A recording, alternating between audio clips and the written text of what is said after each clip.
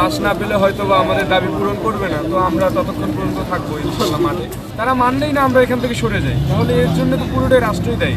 রাজধানীর তিতুমির কলেজের সামনে থেকে আমরা দেখানোর চেষ্টা করছি তিতুমিরে যে শিক্ষার্থীরা 2 দিন ধরে অনশন করছেন, তাদের যে তিতুমির কলেজ রয়েছে সেই কলেজ রাষ্ট্রীয়ভাবে বিশ্ববিদ্যালয়ের স্বীকৃতি দেওয়ার দাবিতে কিন্তু আসলে তাদের যে অনশন চলছে 2 দিন ধরে, সেখান থেকে আমরা দেখানোর চেষ্টা করছি। আমরা যদি একটু জানিয়ে রাখতে চাই যে আসলে এই 2 দিনে গতকাল সকাল 11টা থেকে কিন্তু প্রায় আজকে এখন বিকাল 4টা বাজতে চললো, এখনও কিন্তু আসলে এই যে আমতলী গুলশানে যে রাস্তা যান চলাচল রয়েছে সেটি কিন্তু এখনও বন্ধ রয়েছে। আমরা দেখছি অনেক মানুষ কিন্তু গাড়ি নিয়ে আসছেন, প্রাইভেট থেকে শুরু করে সব ধরনের গাড়িগুলো কিন্তু আসলে এখানে আটকে দেওয়া হচ্ছে। একমাত্র অ্যাম্বুলেন্স ছাড়া কিন্তু বা রোগী সেবার যে যাতায়াত যেগুলো রয়েছে সেগুলো ছাড়া কিন্তু কোনো গাড়ি কিন্তু আসলে এই ভিতর দিয়ে যেতে পারছে না। এই আন্দোলনকে ঘিরে কিন্তু আসলে শিক্ষার্থীদের এই আন্দোলনকে ঘিরে গতকাল রাতে কিন্তু শিক্ষা মন্ত্রণালয় থেকে যুগ্ম সচিব একজন এসেছিলেন। গতকাল কিন্তু একজন আসছিল, তো তিনি আমাদের যা আমাদের দাবি সেই অনুযায়ী কোনো রেজাল্ট তার কাছে পাওয়া যায়নি।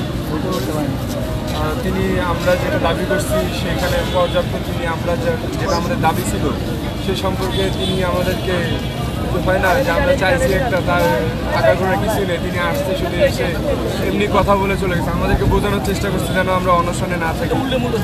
তো আমরা এটাতে খুশি না, আমাদের দাবি, আমরা বিশ্ববিদ্যালয়ের দাবিতে আমরা অনশনে আছি ইনশাল্লাহ। যতক্ষণ পর্যন্ত আমাদের দাবি না মেনে নেয় ততক্ষণ পর্যন্ত আমরা আমাদের কার্যক্রম চালাই।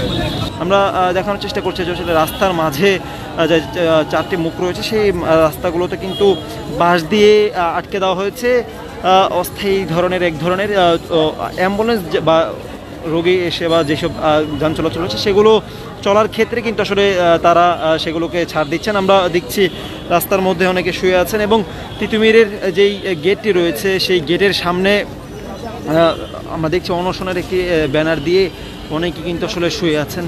আমরা যদি আরেকটি বিষয় জানিয়ে রাখতে চাই, গতকালকে 3 জনকে আমরা দেখেছিলাম হাসপাতালে নিয়ে যেতে, আজকে আমরা দেখেছিলাম সকালের দিকে আরও 3 জনকে বক্তব্য দিতে নেওয়া হয়েছিল এবং এখন আমরা দেখছি অনেকেই কিন্তু আসলে এখনও অনশনে আছেন এবং বেশ কয়েকজন দেখছি শুয়ে আছেন। অনেকে কিন্তু আসলে তারা বলছিলেন যে অনেকে অসুস্থ হয়ে পড়ছেন। আজ থেকে 2 দিন আগে যখন 5 জন অনশনে বসে তার মধ্যে 2 জন অসুস্থ হয়ে যায় এবং তাদের অবস্থার অবনতি হয় ভীষণভাবে, তারপরে এটা গণ আন্দোলনের রূপ নেয়।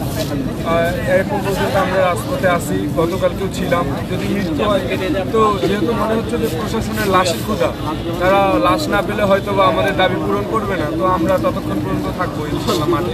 কালকে যিনি এসেছিলেন সদস্য সচিব মন্ত্রণালয় থেকে, তিনিও বলেছেন যে আমাদের দাবিটা যৌক্তিক। যদি আমাদের দাবি যৌক্তিক হয় তাহলে তারা কেন মানছে না? তারা মানলেই না আমরা এখান থেকে সরে যাই, তাহলে এর জন্য তো পুরোটাই রাষ্ট্রই দায়ী। গতকাল থেকেই কিন্তু এই রাস্তা অবরোধ করে রাখা হয়েছে এবং গুলশান 1 এবং মহাখালী আমতলীর যে রোডটি রয়েছে সেই রোড কিন্তু পুরোপুরি কিন্তু আসলে বন্ধ। কোনো যান চলাচল বা কোনো গাড়ি কিন্তু আসলে এই রোড দিয়ে চলতে পারছে না, একমাত্র জরুরি বা অ্যাম্বুলেন্স বা রোগী সেবা যেগুলো রয়েছে সেগুলোই শুধু চলতে পারছে।